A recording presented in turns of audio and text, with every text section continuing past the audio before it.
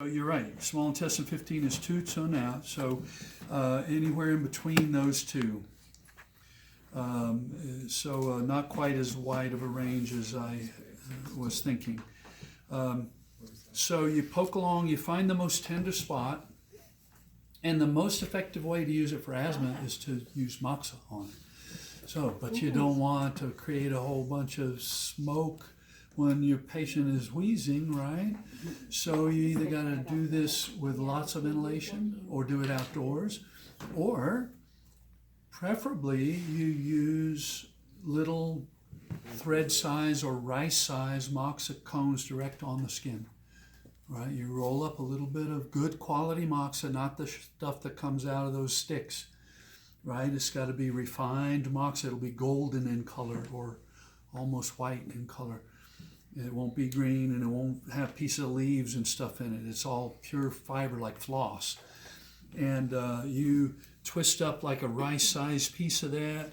You put a little bit of shionko is the Japanese word for an ointment that you put on the skin to keep it from burning. But there's also a Chinese ointment called Qingwan Hong. Qingwan Hong, that's a burn cream, a burn ointment, right, that you put on burns. You put just a thin bit of that on there, and that not only protects from burning a bit, but it also has enough stickiness that your little moxa cone will sit right there and not fall off. And then you light it with an incense stick, and when the patient says hot, you scoop it off with a spoon, or you pinch it off with your fingers. Or the Japanese way, and I've seen Chinese people do this too, with a real small cone, you just put it out like that right on the skin, and they feel a little shot of heat go into the point, right?